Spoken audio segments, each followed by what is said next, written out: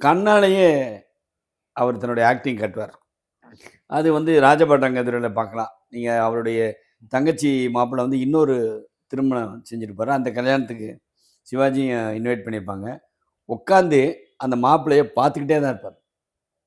அந்த பார்வையில, "நீ என் தங்கச்சிய விட்டுட்டு, இன்னொரு கல்யாணம் பண்ணிட்டு, நீ சந்தோஷமா இருக்க போறியாங்கிற" மாரி பார்ப்பாரு. நீ அந்த படம் பார்த்தீங்கன்னா தான் தெரியும். ராஜபாட்டங்கதுரைல. அவன் ஓடியாந்து கால்ல விழுந்து என்னை மன்னிச்சுக்கங்க, எங்க அம்மா அப்படி பண்ணிட்டாங்கன்னு. இந்த மாரி பாடி லாங்குவேஜையும் கரெக்ட்டா யூஸ் பண்ணது சிவாஜி கணேசன் மட்டும் தான். ஆ அப்போ அது மாரி வாத்திய கருவிகள் வாசிக்கிறது. அவர் புல்லாங்குழல் வாசிக்கிறதும் சரி, அவர் சித்தார் வாசிக்கிறதும் சரி, இல்ல தில்லானா மோகனாம்பல்ல நாதஸ்வரம் வாசிச்சதும் சரி, அது நம்ம எது அந்த அந்த நடிப்பு அந்த உச்சகட்டத்த தொட்டிருக்காரு அந்த மாரி வாசிக்க நடிக்கிறது அப்படிங்கிறத பார்த்தீங்கன்னா, அது ஒரு சம்பவமே நடந்துச்சு.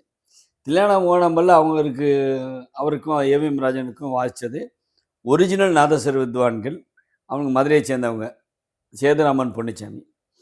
அவங்க ஒரு நாள் இவரு சிவாஜி கணேசன் அவசரமா வெளியில ஷூட்டிங் கிளம்பிட்டு இருக்காரு. அவங்க வீட்டுக்குள்ள வந்துட்டு இருக்காங்க.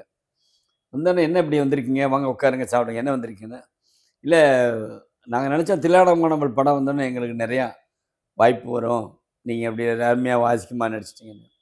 ஆனா போற இடத்துல பூரா சிவாஜி மாரி வாசிக்க மாட்டேங்கிறீங்க. உங்கள புக் பண்ணி பிரயோஜனம் இல்லன்னு சொல்றாங்க." அந்த இடத்துல தான் இவன் என்ன இவரு எந்த அளவுக்கு அவரு வாசிக்கிற மாரி நடிச்சிருக்காரு அப்படிங்கிறது தெரியும்.